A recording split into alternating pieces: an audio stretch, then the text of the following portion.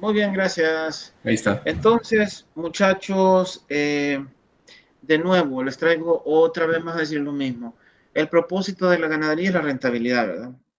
Obviamente, contribuir a la seguridad alimentaria, a la economía y al empleo. La empresa debe ser rentable. Para que sea rentable, tiene que ser productiva. Para que sea productiva, tiene que tener abundantes vacas en lactancia y con días en lactancia que no sean muy largos. Eso supone que las vacas deben tener buena fertilidad. Y la fertilidad en las vacas adultas tiene que ver con el manejo del posparto. Eso es lo que vamos a ver ahora. El puerperio, pues, es el periodo después de la aparición completa, cuando el aparato genital retorna a su estado normal, eh, que es no preñado. En especies polestrales, como la vaca y la cerda, es importante que el puerperio sea normal, ya que se espera que la reproducción ocurra lo más pronto. Eso quiere decir que, bueno, nosotros vivimos en el trópico, pero animales del norte o del sur, como las ovejas, eh, tienen estaciones de apareamiento. Entonces, en cambio, nuestros animales de granja, nosotros queremos que la vaca se preñe pronto. Así que el parto normal, como ustedes se recuerdan, concluye con la expulsión de las membranas fetales, ¿verdad? El posparto entonces constituye un periodo importante en la vida reproductiva de las vacas lecheras. Corea, perdón, no sé si ya cambió de diapositiva, pero no se ha cambiado. No se ha cambiado, maldición. Gracias, Cano. Sí, apreté el botón equivocado. Bien, el puerperio, el periodo después de la aparición. Ahora sí, ¿verdad? Sí, Ahora sí, ahora sí. Cano. Sí, sí, ahora sí. Sí, puerperio, periodo después de la aparición completa, cuando el aparato genital está retornando al estado normal. En especies poliestrales es importante que sea normal, sin complicaciones, porque se espera que se reproduzcan lo más pronto. Entonces, el posparto, el posparto inicia, digamos, con el final del parto normal, que es la expulsión de la placenta.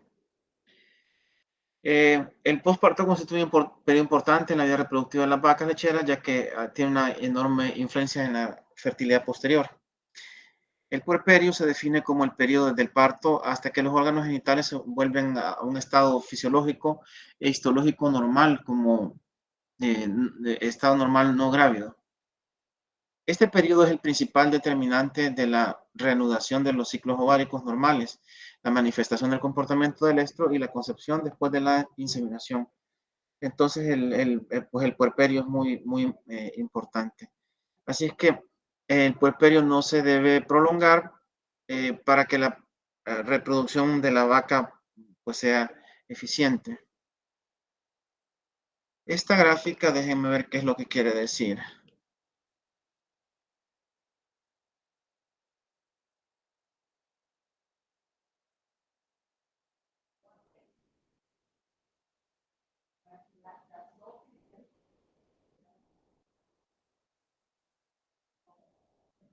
Um, Esta gráfica muestra de que la contribución económica a través de la producción de leche de una vaca recién parida es alta, pero conforme la lactancia sea larga, la rentabilidad de ese animal va disminuyendo.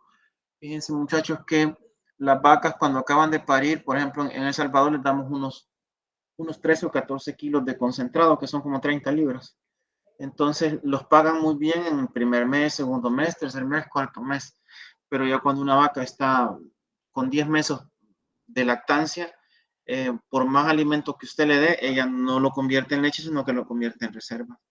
Así es que si la vaca se va y se va y se va y no se preña, ella debe de estar preñada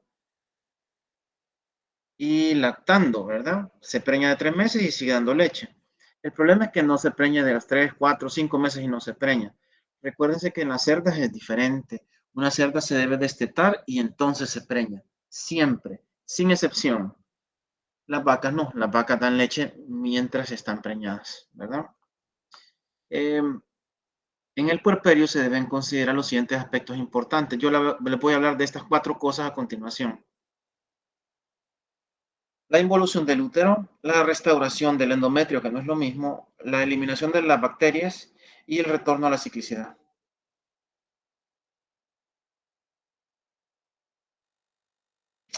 Entonces, sobre la involución del útero es la reducción del tamaño del tracto que ocurre de manera logarítmica, o sea que está bien acelerada. Los mayores cambios ocurren dentro de los primeros días del posparto y se considera que antes de 20 días hay una barrera a la fertilidad por falta de involución. ¿Qué quiere decir esto, muchachos? Una vaca de menos de 20 días tiene el útero, digamos, inflamado. Y si usted la insemina, aunque ella podría ovular, eso puede suceder en vacas de lechería, eh, no se va a preñar porque las condiciones del útero no están listas. Entonces, la involución termina en 20 días. Algún texto le va a decir que son 25. Esto que ven acá es la regresión del útero en tamaño. Aquí a la derecha está el peso en tamaño y el punto redondo es el peso. Y perdón, a la izquierda y a la derecha de ustedes está la longitud, el diámetro en centímetros. En ambos casos ustedes pueden ver de que hay una disminución enorme del día 0 al día 5 o del día 0 al día 10, digamos. Ya para el día 20, los cambios que ocurren en adelante son en realidad pequeños y el útero vuelve a pesar lo que pesaba cuando no estaba preñado, ¿no? Entonces noten que la involución se debe de completar más o menos a los 20 días. Creo que deberían de suponer ustedes, muchachos, que si la vaca tuvo una infección grave, una endometritis, o si la vaca tuvo una retención de placenta, por ejemplo, eso no se va a conseguir. Y donde el útero no esté involucionado a los 20 días, pues ahí comenzó el problema, ¿verdad? Esta figura muestra el peso del útero a los 0, 5, 10, 15, 20 y 25 días y muestra pues la involución. Desde 10 kilos llega a pesar 1 kilo. O sea que el útero disminuye 10 veces su tamaño del momento del parto al momento de la involución. Otra gráfica que muestra lo mismo, los días posparto y cómo ahí bueno, no recuerdo de dónde saqué esta gráfica, pero pues por el día 20-25 se normaliza la situación. Este es el útero de una vaca unos 12 horas después del parto, pues está obviamente estirado e inflamado, ¿no?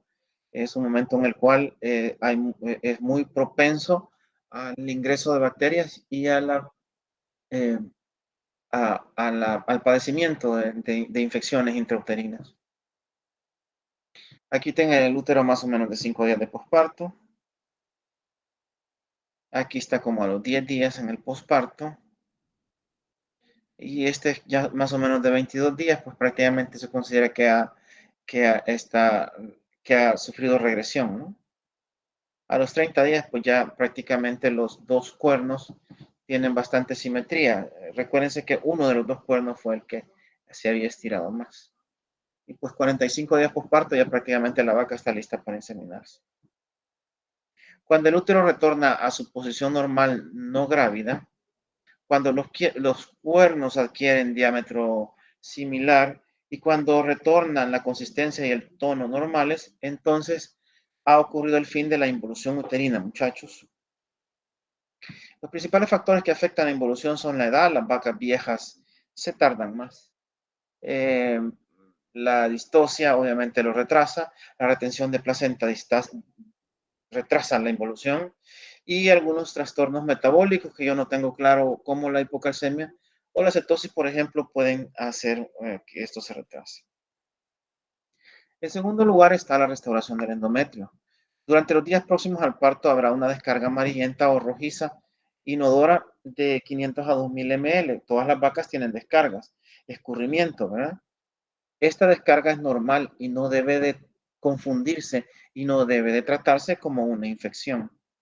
Entonces el útero posparto más o menos queda así y ese líquido guácala rosadoso, cafezoso, está saliendo siempre. No tengo una foto donde esté un escurrimiento normal. Ay, cómo no, estos. secreciones puerperales normales en las vacas, ¿verdad? Eso no es una infección. Entonces, permítanme, estoy hablándoles de la restauración del endometrio, ¿verdad? Del tejido de la capa más interna. Entonces, ustedes deben de saber de que en la placentación de las rumiantes está esta estructura que se llama el placentoma, que es el punto de unión. Note que el placentoma aquí arriba tiene unos 7 centímetros de diámetro y unos 2,5 de alto, ¿no?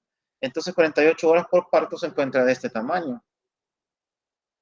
Entonces, lo que se debe recuperar es el endometrio, estamos hablando de esto. Así es que empieza como a desprenderse, finalmente se va, ya por los días, 15 días, ya para los, ya para los 19 días, pues prácticamente la superficie tiene una ligera protuberancia. Y para los 25 días o más, el endometrio de una vaca sana debe de estar recuperado. O sea, el tejido, el endometrio es la capa más interna del útero, ¿no? Entonces, igualmente, ¿verdad? Las carúnculas, en realidad, sí, las carúnculas del lado materno deben estar recuperadas. Acuérdense que cuando eso se desprendió, pues quedó algo de laceración, ¿no? Si hubo retención de placenta, sin duda van a haber problemas, porque después de la retención de placenta, recuérdense que es 12 horas después del parto. Si se quedó más tiempo, eso se pudrió y entonces crecieron bacterias ahí. Entonces las carúnculas, si no hay infección, las carúnculas deben de quedar muy bien regresionadas y todo irá bien. En tercer lugar, la eliminación de la contaminación bacteriana. Durante los días próximos al parto, la vulva y la cervix se encuentran dilatados y permiten la entrada de bacterias. En este estudio que he citado aquí yo, que lo saqué de una ginecología y obstetricia, dice que se identificaron 33 tipos de bacterias en el útero de una vaca y que las principales, las más incidentes o prevalentes fueron Corynebacterium, Escherichia, Streptococcus y Staphylococcus. Hay muchísimos tipos de bacterias, entonces igualmente el tratamiento con antibióticos es un poco difícil. De esa misma fuente tomé este otro cuadro que dice que el porcentaje de úteros contaminados en un estudio a los 15 días o menos era el 93%. O sea, todas las bacterias, todas las vacas les entran bacterias, eso es inevitable. Pero para los 45 a 60 días ya solamente deberían de haber una proporción como de un décimo, un 9% de animales que tengan bacterias en el útero. Si las vacas tienen bacterias en el útero, entonces la secreción del moco, del celo, no va a ser transparente y la vaca no va a estar lista para inseminarse hasta que la infección no haya desaparecido.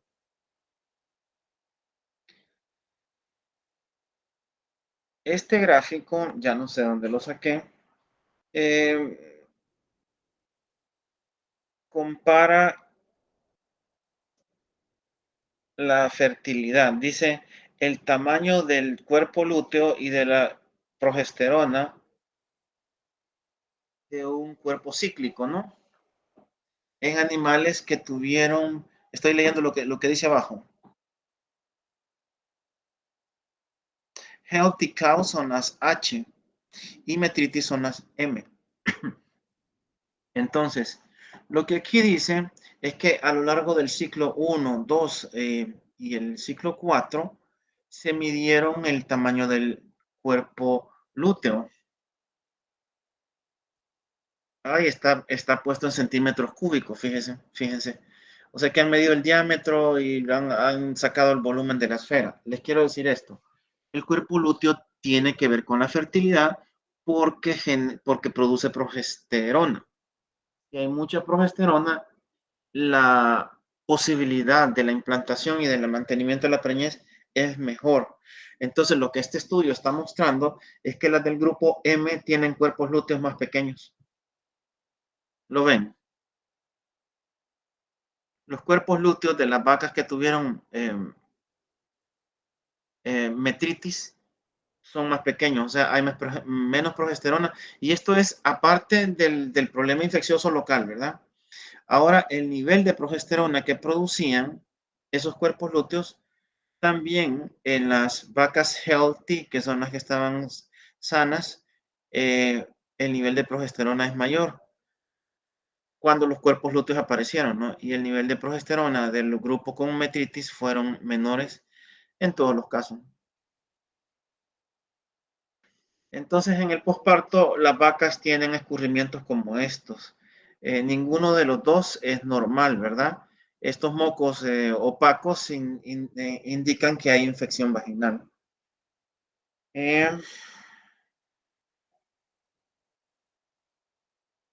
Eh, las vacas pueden presentar mucómetra, aunque no es muy común, pero la piómetra sí es bastante común. Entonces, si la vaca se enfermó, va a tener pus adentro del útero y esa pus a veces la vamos a poder ver por la vagina, pero muchas veces tal vez desde afuera no se mira. Entonces, es bien importante sacarle la infección a las vacas. He tenido plática, últimamente he andado platicando mucho de este tema con la gente de las ganaderías. Y es que les voy a decir esto, muchachos. Pensemos en la hacienda, bueno, en cualquiera de las haciendas que ustedes conocieron, solo que en San Ramón no vimos a las vacas lecheras. Usted tiene el grupo de alta producción. En Beleza hay 34 vacas en el grupo de alta producción. Ellas se comen 30 libras de concentrado que valen $9. Entonces, usted espera que en ese grupo el promedio de producción de leche sea de unas 35 botellas. En el mes de marzo y febrero, esa es la producción, unos 35 botellas por cada vaca, tal vez 36. Pero resulta que cuando ve la lista de la producción, se da cuenta que hay una vaca que da, no da 35 botellas, sino que da 10, y otra que da 12, y otra que da 13.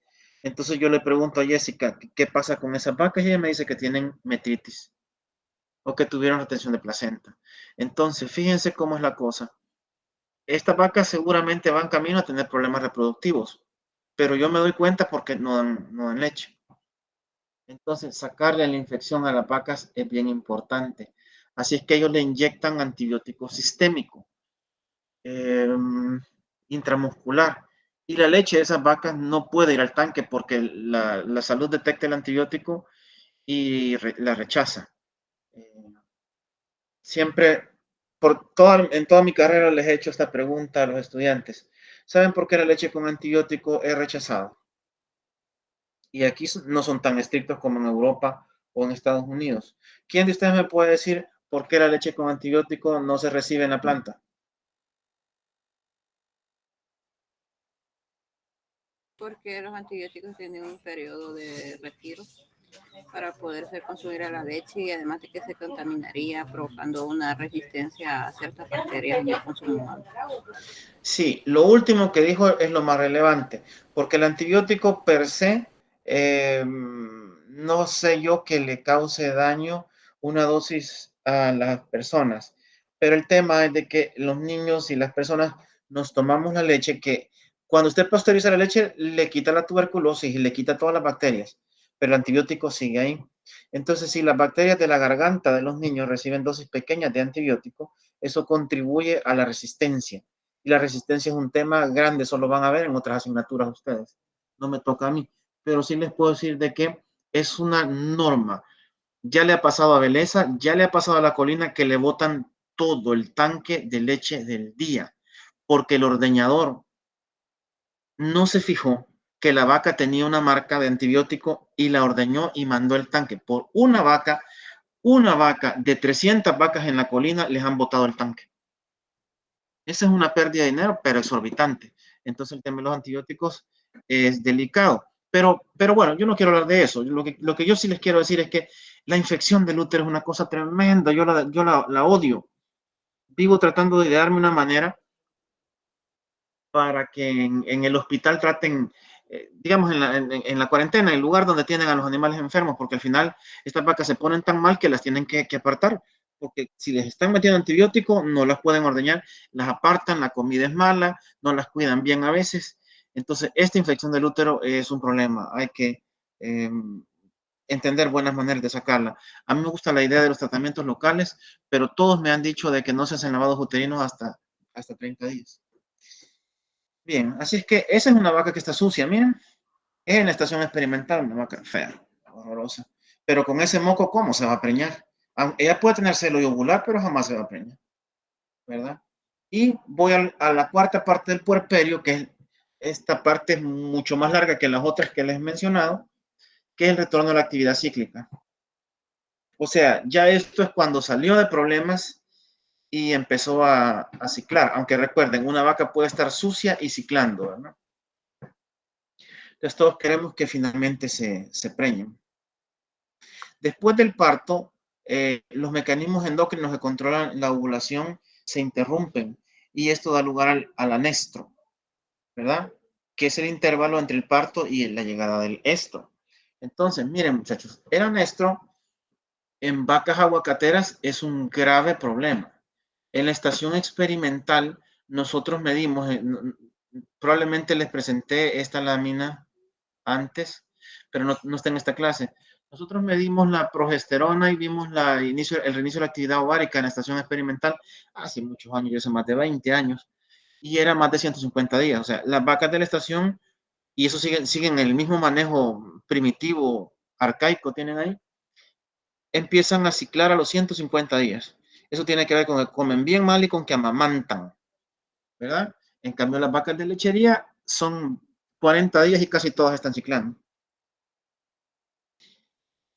No sé por qué les puse un cerdo ahí, porque casi esta clase no se refiere a posparto, pero bueno, todos queremos que aparezca el celo y que las condiciones se den para la inseminación.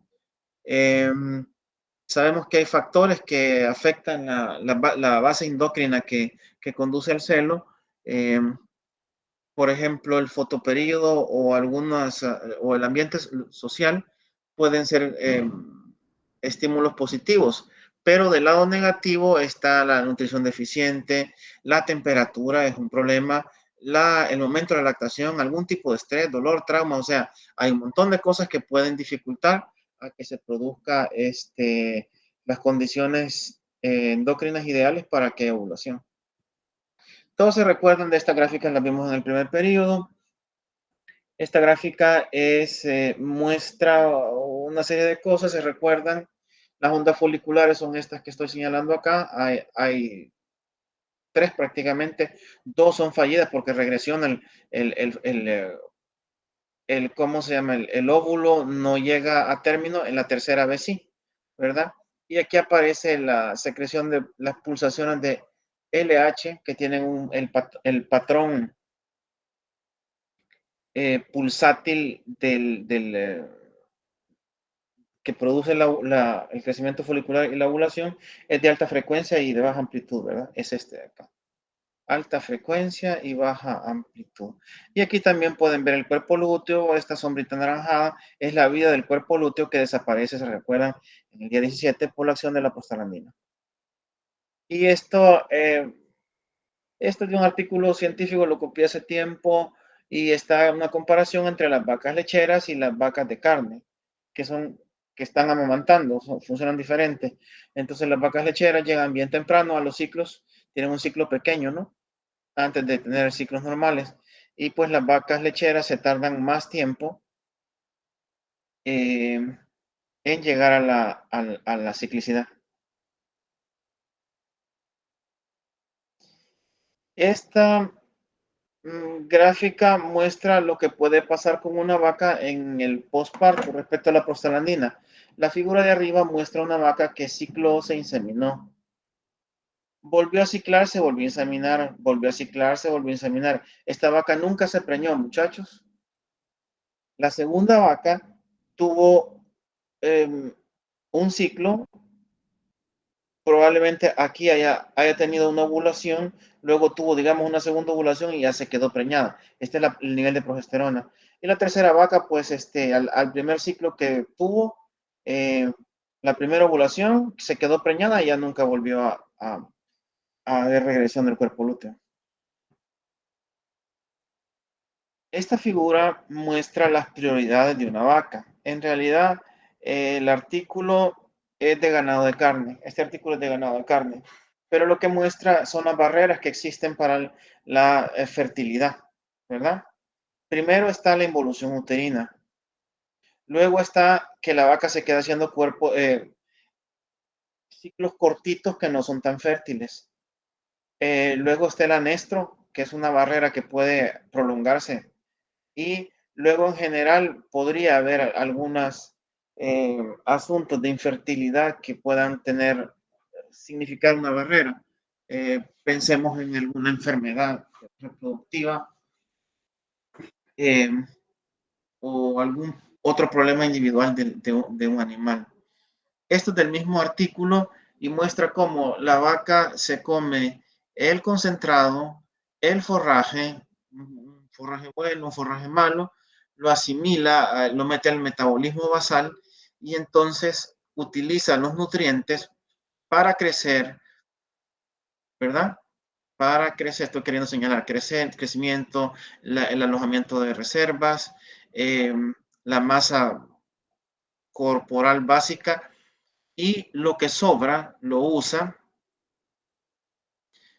para los ciclos estrales, perdón, en realidad para la actividad, para la preñez, para la lactación y los ciclos estrales posteriores son como un lujo, son como la última prioridad. Entonces recuerden esto, los animales no se reproducen en condiciones de desnutrición. Los únicos que nos reproducimos en condiciones de desnutrición somos los seres humanos. Entonces, ¿qué factores afectan la duración del anestro y la fertilidad subsecuente? Voy a mencionarles 5. En realidad acabo de poner un sexto, pero no sé si se lo voy a terminar mencionando, porque tengo otra clase que se llama factores que afectan la reproducción y tal vez ahí podría mejor mencionar ese último. Factores nutricionales, amamantamiento, número de partos, producción láctea y enfermedades. Entonces, lo primero es la nutrición. La nutrición tiene muchas formas de verse. Esta es una. En los años 80, un señor de apellido, ay Dios mío, ya se me olvidó cómo se llama la referencia original de la calificación de condición corporal.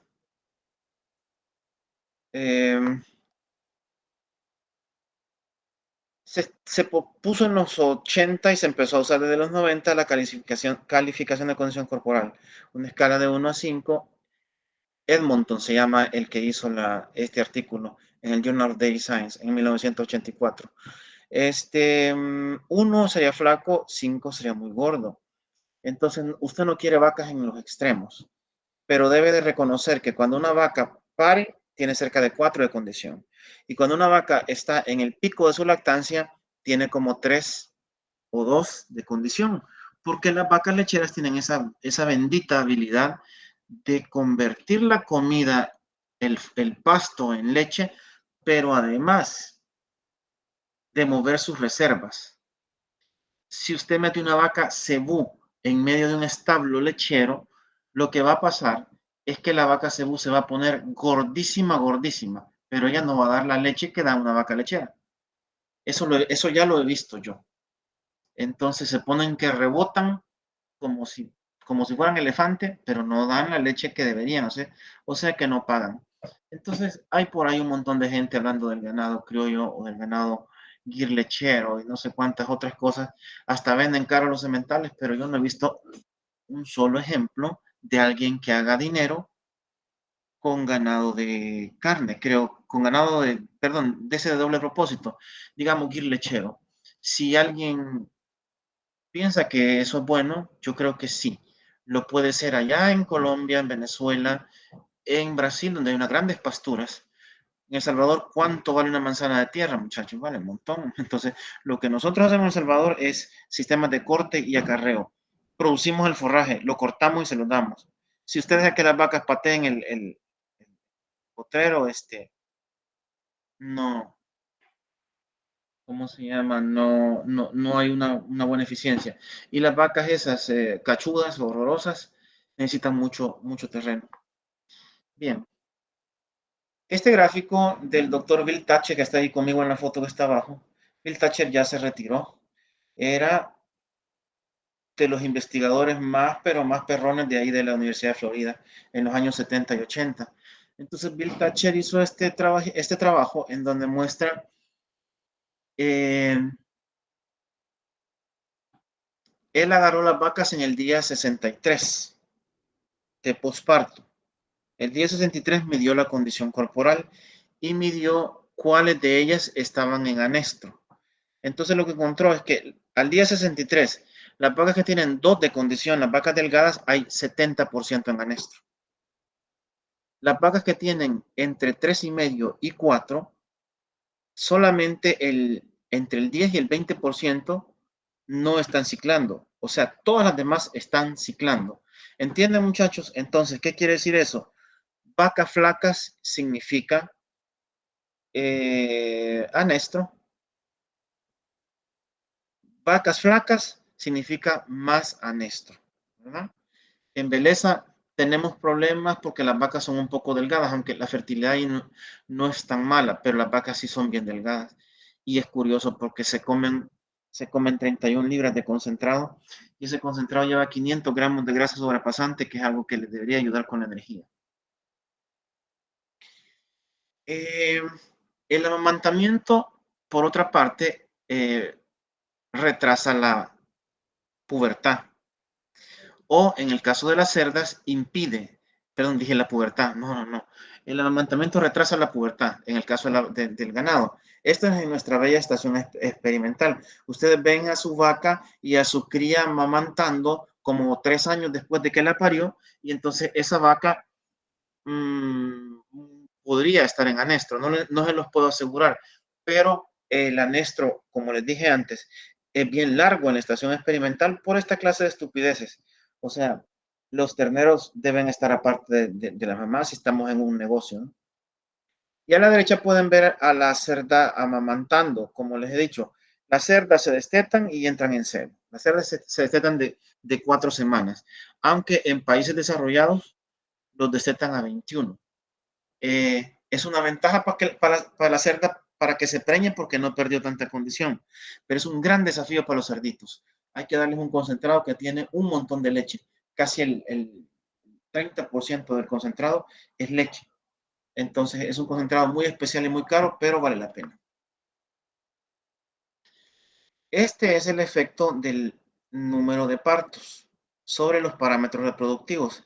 Este es un estudio que hicimos en la Hacienda San Ramón hace unos años con 2 tesistas de veterinaria que eran Celsa Ramos y ¿cómo se llama? Franklin Rivera, que era su primo. Los dos se graduaron ya, ¿verdad? Entonces déjenme ver porque no me acuerdo del resultado. Aquí dice los parámetros que están calculados son los días del primer celo, los días del primer servicio, los servicios por concepción y los días abiertos. Entonces, estoy viendo. Sí, claro. Las primerizas tienen peor desempeño reproductivo. Eso es una ley de la vida, muchachos. Las vacas de primer parto les va peor, les va mal.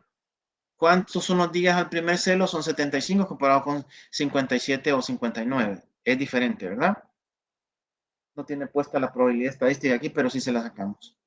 Los días al primer celo, los días al primer servicio también son más largos. Los servicios por concepción son más en las terneras.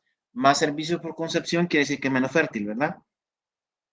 Y los días abiertos de una primeriza son demasiado largos. Esto era en San Ramón hace unos 10 años.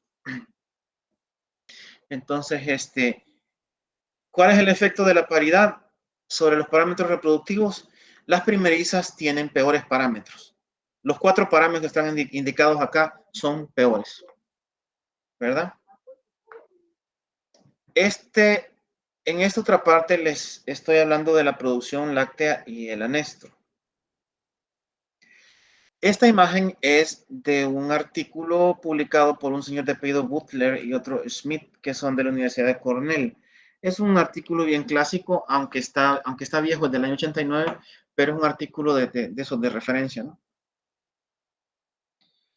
Y aunque el gráfico de arriba es una vaca, solo una vaca, y el gráfico de abajo es otra vaca, muestra la siguiente diferencia. La vaca de abajo es la alta productora, la de arriba es la baja productora.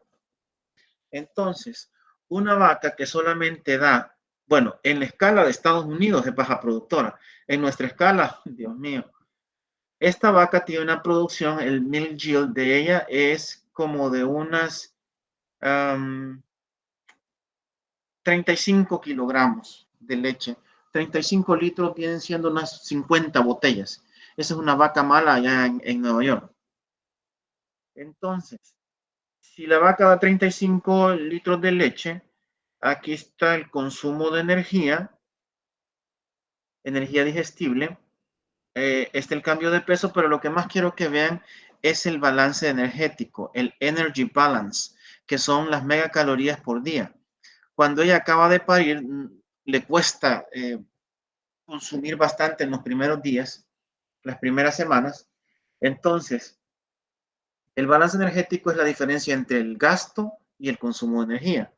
Entonces ella come menos de lo que gasta y entonces tiene balance energético negativo. Eso lo hace movilizar reservas. Las vacas dan leche y pierden peso. Eso les pasa a las mujeres también. Una mujer que da de mamar se pone delgadita más rápido, ¿verdad? Entonces su balance energético llega como a menos 20 megacalorías. Entonces, lo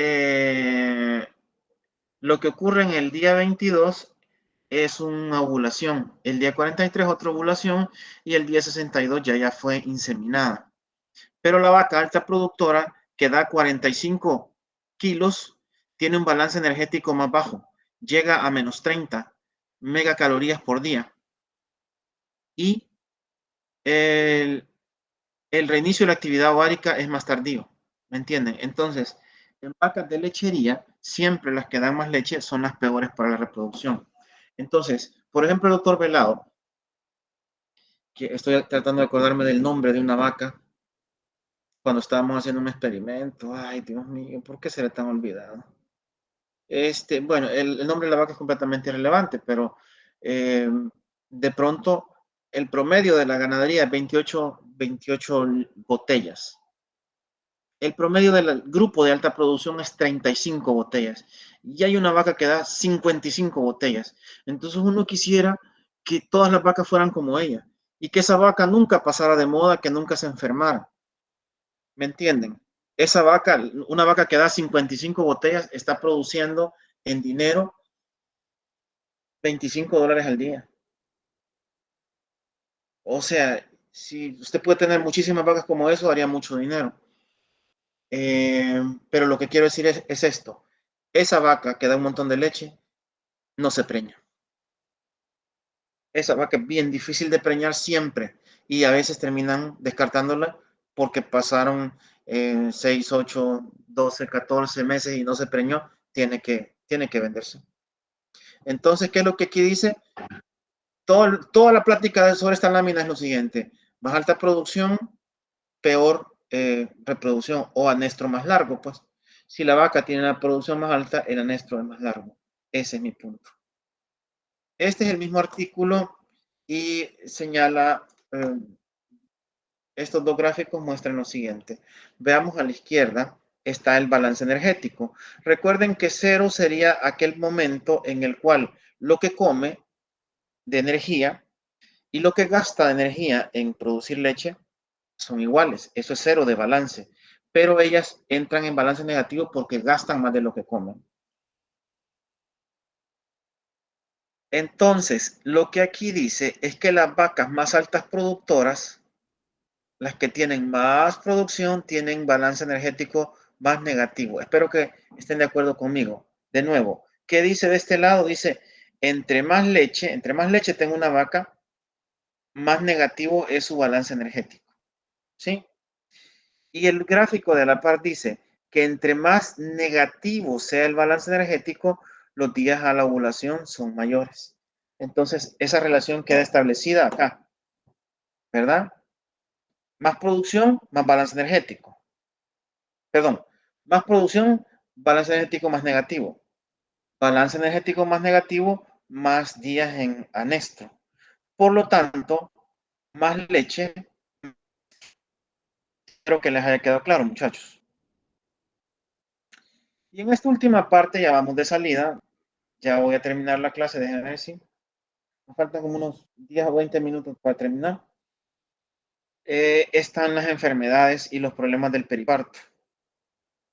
Son muchos, unos son síntomas, otros son enfermedades, unas son infecciosas, otras metabólicas, ¿verdad? Aquí podemos hablar de hipocalcemia, de cetosis, de retención de placenta, de mastitis, de parto distóxico, de aborto. Podemos dedicarle a cada cosa un buen tiempo. La foto que están viendo es de una vaca que tiene hipocalcemia. Este es un tema bien interesante. Las vacas de alta producción ocupan mucho calcio, no recuerdo la cantidad de gramos al día de calcio. El asunto es que la dieta que se están comiendo cuando están preñadas tiene poco calcio, pero el día que parieron la ubre se les llenó y todo el calcio que hay en la circulación se va para la leche. Entonces, si ustedes no lo saben o no lo recuerdan, el calcio es uno de los factores de la contracción muscular. ¿Por qué la vaca se cae? Porque la falta de calcio le hace perder el control muscular. Entonces, es el síndrome de la vaca caída o le dicen fiebre de leche. No sé, es estúpido porque la vaca no tiene fiebre, ¿verdad? Pero si tiene hipocalcemia, se cae. Entonces, ¿qué está haciendo el muchacho? Está bajando un suero cálcico, gluconato de calcio. Con eso se va a levantar la vaca. Pero eso no debería suceder porque esas horas que pasa botada la vaca no toma agua y no come. Y si tiene alguna infección se le empeora. Entonces, o sea, las vacas es de cuidarlas para que no se les venga ningún desequilibrio, ¿verdad? Entonces, evitar la hipocalcemia. Creo que les hablé antes del uso de sales aniónicas y cómo las sales aniónicas bajan el pH. Quiero contarles algo sobre sales aniónicas, pH, retención de placenta. Los que fueron a la colina conocieron a Mónica. Ayer hablé y los que fueron a Beleza conocieron a Carlos Moreno, un veterinario que les presenté, joven, un tesista mío. Ayer me reuní con Carlos para platicar unos asuntos. Y me contó Carlos que fue a la colina. Ustedes conocieron a Carlos Moreno en Beleza, pero Carlos es un veterinario de campo, anda es como de una casa comercial, entonces visita a las ganaderías. Fue a la colina y midió el pH de las vacas que están en preparto. Y encontró que el pH, la media es 7.6. Normalmente el pH de las vacas es 8. Las sales aniónicas deben de bajar el pH a 6. La sal aniónica que ellos usaban era la de DSM, no debería decir yo nombres comerciales, pero es una sal aniónica que distribuye esa grisa, se terminó, porque tienen el contenedor parado en Costa Rica. Entonces, empezaron a dar otra sal, quizás no voy a decir el nombre de la casa, pero está dando una sal mineral que ya le subimos a la dosis, más de la que es recomendada y no está bajando el pH. Entonces, Mónica está que se come las uñas porque no quiere retenciones de placenta y no quiere vacas caídas. Y la sal aniónica no le está bajando el pH. Entonces me habló histérica ayer que necesita hacer algo para cambiar de casa comercial. El asunto es de que hay otra casa comercial que tiene una buena sal aniónica, pero son medio complicados porque siempre quieren meter las narices en los asuntos de la ganadería y ellos no quieren. Así que hay mucho que contar acerca de eso, pero bien, si usted tiene una vaca caída, una vaca que tiene hipocalcemia, le va a retener placenta y se le va a complicar el anestro, los días abiertos se van a hacer más grandes. Esa vaca que están viendo ahí, lo que tuvo en realidad fue un aborto, o sea, una muerte embrionaria, entonces, una muerte, perdón, fetal. Así es que el encargado me dijo que la revisáramos, le estoy metiendo la mano no en el recto, sino que en la vagina. Entonces estaba rota la fuente y el ternero pues estaba muerto, se había muerto. hace un par de días. Estas vacas, muchachos, las ordeñan. O sea, si el ternero tiene unos 8 meses, entonces la lactancia se puede rescatar, aunque ellas dan un poco menos de leche. Y se quedan complicadas, porque como abortó, segura infección, segura metritis, seguro retraso en la preñez, o sea, es complicado. Y los abortos a veces están controlados, a veces tienen 5 o 6% de aborto, ¿verdad? Eso está bien. El problema es cuando se les suben más del 10%, porque ya un montón de vacas problemáticas es difícil. Y como les he dicho en otras clases, el aborto es como un síntoma, no es una enfermedad en sí, sino que es un síntoma de muchas enfermedades. Entonces, yo he tratado de averiguar con las personas que saben de esto y es bien difícil saber por qué aborta una vaca. ¿Qué fue? Vidriosis, neoplasia, IBR, fue leptospira, fue brucelosis, vaya usted a saber. Entonces, el mundo real es complicado y tener una respuesta no es tan fácil. Esta lámina se me quedó, fíjense muchachos. Esta lámina se me quedó. Ay, Dios mío, Dios mío. Voy a hacer una corrección, permítanme.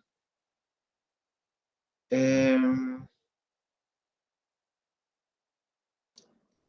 em, ya casi estoy listo, permítanme. Esta lámina pertenece a la parte anterior donde les estaba hablando de la alimentación y la reproducción. ¿Sí están viendo un cuadro gris, muchachos? ¿Sí ven un cuadro gris? Sí. Ok, miren, esta es la tesis de Celsa y Franklin. Nosotros nos fuimos a San Ramón y agarramos los registros de 3 años. Eran unos 2000 partos los que registramos. Entonces dibujamos este cuadro. Esa tesis estuvo muy buena. Dibujamos este cuadro. Vean que dice en la columna de la izquierda que estoy señalando. Es la condición corporal con que parieron las vacas. Las que parieron de 1,50 a 9,99, las de 2 a 2,49, las de 2,5 a 2,99, 3,349 y 3,5 a 3,99. No sé por qué diablos nunca le ponían a las vacas más de 4. Eso fue algo que un misterio para nosotros, no sé quién calificaba. Pero en fin, las de arriba son las más flacas, ¿verdad, muchachos? Estas son las más flacas y estas están como más gorditas. Entonces, aquí está el total de vacas que medimos. Que sacamos el registro, ¿no? Entonces, ¿cuáles son los días al primer celo? Son muchísimo más grandes en las vacas flacas. Conforme aumenta la condición, disminuyen los días al primer celo. Los días al primer servicio también disminuyen cuando la condición aumenta. ¿Verdad que sí, muchachos? Los servicios por concepción de las vacas flacas son más. Los servicios por concepción vienen disminuyendo en la medida en que la condición corporal de las vacas al parto era mayor. Y finalmente, y muy relevante, los días abiertos, que es lo que define el intervalo entre el parto y la concepción. O sea, es el intervalo entre el parto y la concepción. Miren qué largos acá, 169 días. O sea, las vacas que parieron con entre 1,50 y 2 de condición corporal se tardaron 8 meses, un poco más de 7 meses en preñarse. Eso es fatal en una lechería. 7 meses a la preñez. Por Dios, ¿cuánto tiempo hay que estar ordeñando esa vaca esperándola que vuelva a parir? O tenerla horra mucho tiempo. Entonces vean por acá donde está el ideal. Vacas que parieron entre 3 y 3,5 de condición tienen 82 días abiertos. Eso es súper genial. ¿Ven la diferencia? Entonces, definitivamente, el estatus nutricional, que es la condición corporal, dicta la reproducción. ¿Verdad, muchachos? Existe una relación entre los parámetros reproductivos y el estatus nutricional de los animales, medido en forma de condición corporal. Animales flacos tienen mala reproducción. Ese es el punto. Ahora sí, voy a seguir con las enfermedades. Ya les pasé esta lámina, les pasé esta otra, y ahora vengo a esta lámina. Nosotros marcamos las vacas que habían sufrido mastitis y las que no. Las que sufrieron metritis y las que no. Y las que tuvieron cojeras y las que no. Esas 3 enfermedades estudiamos. Entonces, En esa muestra de vacas de San Ramón de hace 10 años, que eran 3 años de partos, las vacas que tuvieron mastitis tuvieron 100 días abiertos más que las sanas. ¿Me entienden? La mastitis es fulminante para la reproducción, muchachos. ¿Y qué tienen que ver las tetas con el útero? Bueno, tiene que ver un gran montón. Estas evidencias lo confirman. La metritis también, las vacas que tienen metritis tienen muchos más días abiertos que las vacas sanas, ¿verdad? Las que no tuvieron metritis. Igual las cojeras también. Lo único que las cojeras afectan, pero solo el 5% de las vacas tuvo cojeras. Pero las vacas que tuvieron mastitis son más de la mitad, muchachos. Entonces, si usted lograra que la mastitis bajara, usted haría una gran cosa con la reproducción, ¿verdad? Eso es. Entonces, yo tengo muchos más gráficos de estos, pero solo quiero enseñarles este parámetro que se llama días abiertos, pero pasa exactamente lo mismo con los servicios por concepción y con los días al primer servicio. Pasa exactamente lo mismo. Las enfermedades afectan la reproducción en el posparto, muchachos. Ahora les voy a hablar, ya voy a terminar, de 2 experimentos que nosotros hicimos acá. Estas son las láminas que les dije que podría darles en la clase de factores que afectan la reproducción. Tal vez repita un poco y les hable un poco, porque esto lo puse ahora. Este artículo lo publicamos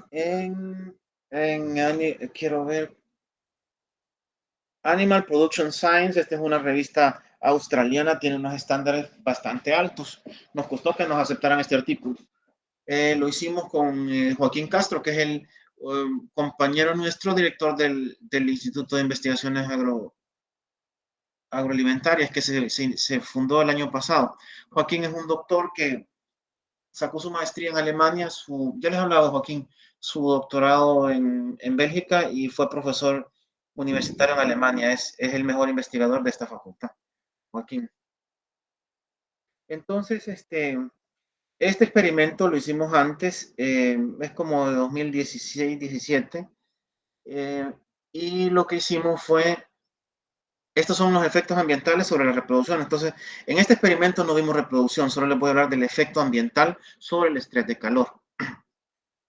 La gráfica de arriba muestra la temperatura ambiente y la humedad relativa. Bien. No sé qué tan grande tengan la imagen. Yo espero que no estén viendo mi clase en un teléfono, muchachos. Bien. Esta gráfica muestra la temperatura, es esta que tiene punto máximo al mediodía, ¿verdad? Uy, no sé por... Sí, estas son las 12 del mediodía, ¿ven? El mediodía. Entonces, las temperaturas que están con punto redondito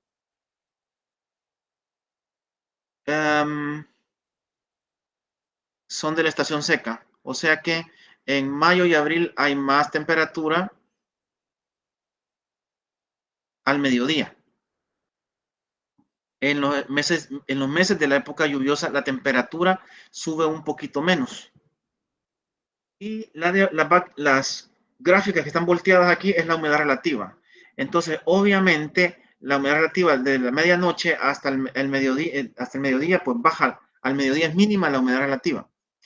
Y pueden ver una gran diferencia entre la época lluviosa, esta es la humedad relativa, a lo largo de las 24 horas del día, durante la época lluviosa, y el día abajo es durante la época seca, hay menos humedad, lo cual es bueno para las vacas. Entonces, con eso lo metimos en una fórmula y nos sacó el índice de temperatura y humedad, que por cierto, el límite para el estrés de calor está marcado ahí con una raya, ¿lo ven? 78 se considera el punto en donde hay estrés de calor. Entonces, en la madrugada el ITH no es tan malo, pero nomás son las 9 de la mañana y el ITH ya está bien alto. Por el mediodía, el ITH tiene como 86 en la costa de El Salvador. Esto lo hicimos en la cooperativa Astoria, ahí por el aeropuerto. Hay mucho, pero mucho calor todos los mediodías de la época seca y la época lluviosa, ¿verdad? Entonces, en esa tesis medimos y dibujamos eso, pero conseguimos $5,000 del Organismo Internacional de Energía Atómica y establecimos un sistema de enfriado. Ahí ven esos ventiladores que pusimos, se activaban cada 10 minutos y luego descansaban otros 10 minutos. Entonces, el agua caía por 2 minutos cada 8 minutos. Perdón, el ciclo de 10 minutos, los ventiladores estaban prendidos por 1 hora. Y el agua se prendía cada 8 minutos por 2 minutos para mojar a las vacas. Ahí están los aspersores, compramos una bomba y un sistema de un timer para que les cayera agua, porque no tenían sistema de enfriamiento antes. Se echó a perder, no lo cuidaron en Asturias, es una pena, porque varias cosas pasaron. Para comenzar, el agua era terriblemente mala. El agua tapaba las tuberías. Y luego ellos en las cooperativas no trabajan tan bien. Aquí pueden ver el establo y pueden ver los ventiladores que pusimos incluso sobre los echaderos para ventilarlas. Entonces, la otra parte del experimento es cuál es el efecto del enfriamiento sobre los parámetros del estrés de calor. Hay 2 parámetros importantes en el estrés de calor. El primero está acá, es la tasa respiratoria, ¿no? Las respiraciones por minuto de una vaca, muchachos, deben ser 40, ¿verdad? Y la temperatura rectal de una vaca, muchachos, debe ser 38.5, ¿verdad? Entonces, ¿qué hay en este gráfico? Nosotros tomamos datos desde las 9 de la mañana, a las 11, a la 1 tomamos otro dato, a las 3 de la tarde y a las 5 tomamos el último. Nosotros muestreamos vacas y novillas.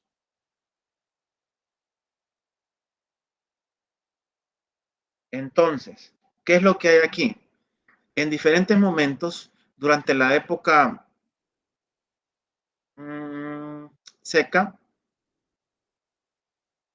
nosotros medimos la tasa respiratoria. Estas son las novillas sin tratamiento, respiraban 70 veces por minuto.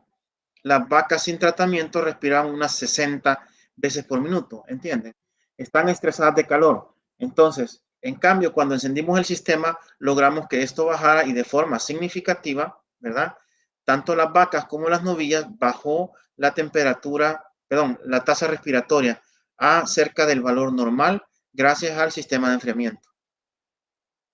Con la temperatura rectal pasó algo un poco parecido, ¿verdad? Les he dicho que el ideal deberían de ser, si estuviéramos en un país templado, en la estación de otoño, de primavera, las vacas tendrían 38.5. Nuestras vacas, muchachos, tienen fiebre. Nuestras pobres novillitas, 39 grados en el recto, ¿verdad?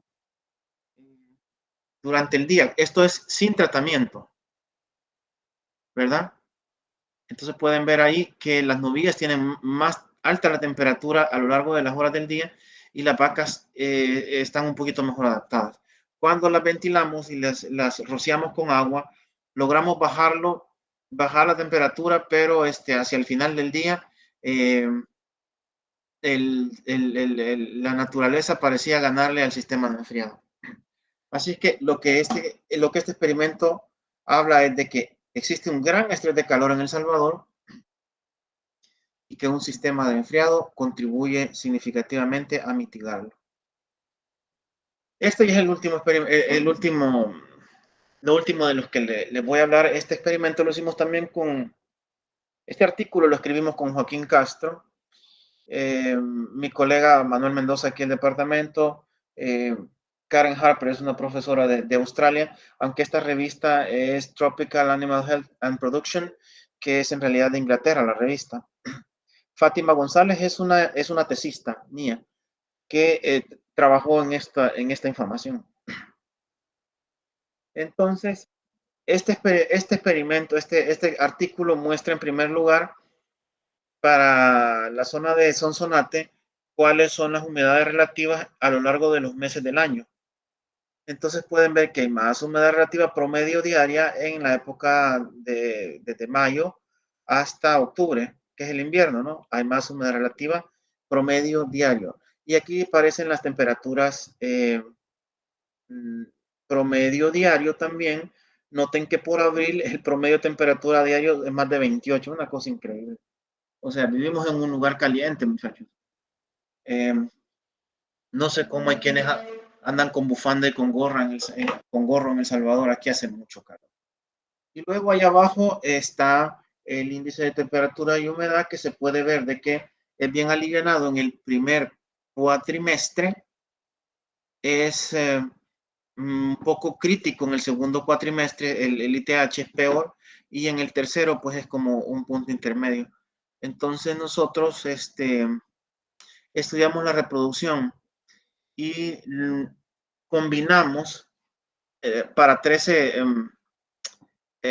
parámetros los días abiertos, que es el intervalo de parto-concepción, los servicios por concepción y los días al primer servicio. Vimos qué pasaba con el número de partos y con la presencia de las enfermedades en los tres periodos del año. Entonces, por mencionarles algo, olvidémonos de los días al primer servicio porque no se ven diferencias. Pero veamos qué dice acá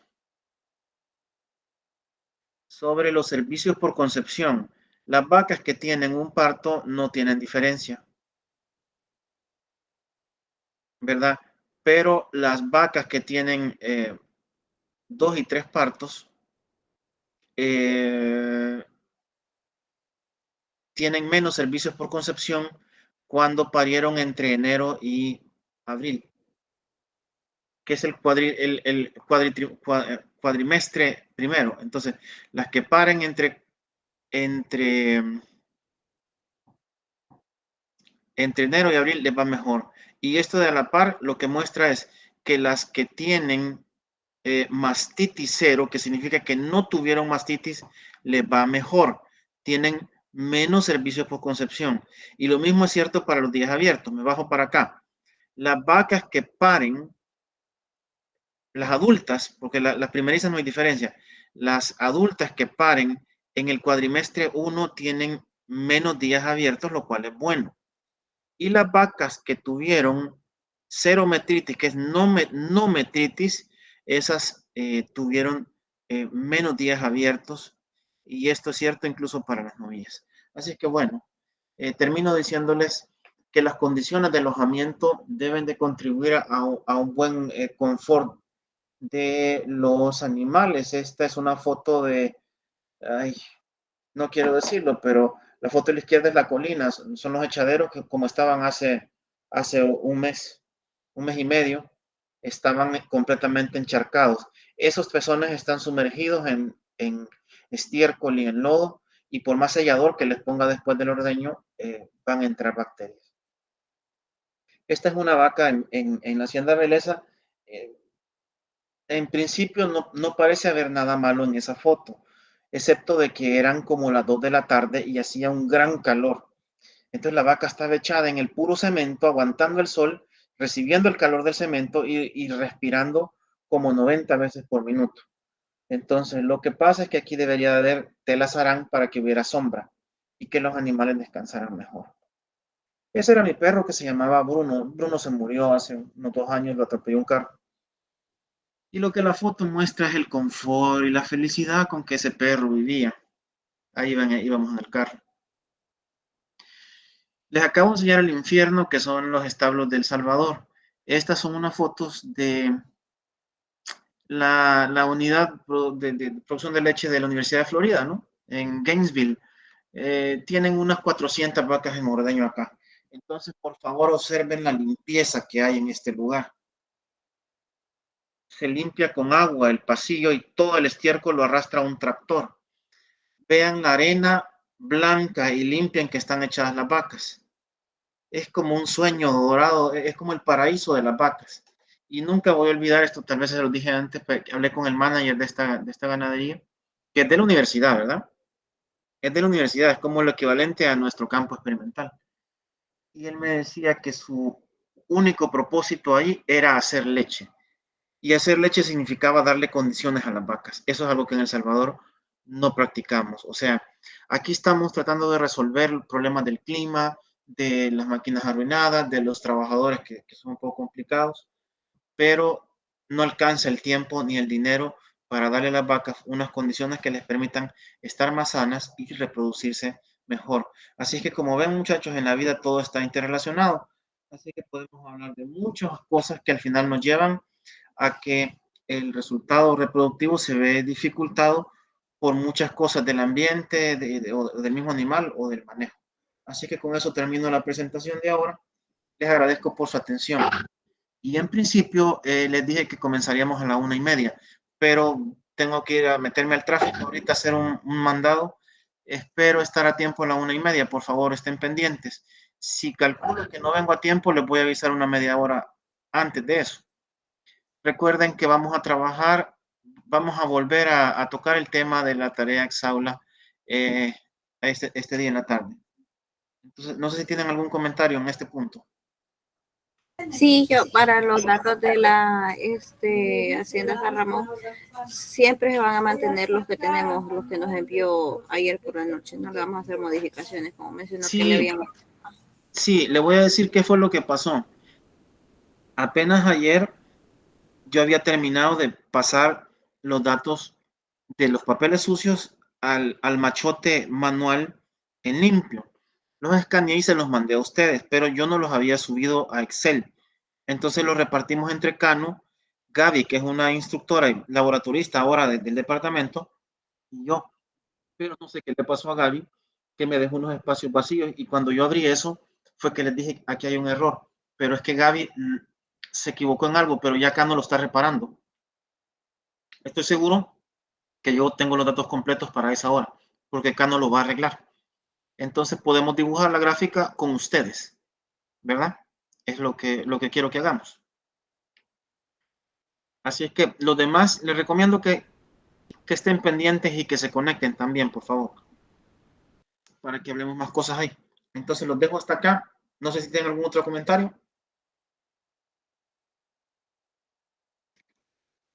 Ok, si no me desconecto, iré corriendo a hacer mi mandado y no sé cómo salirme de acá.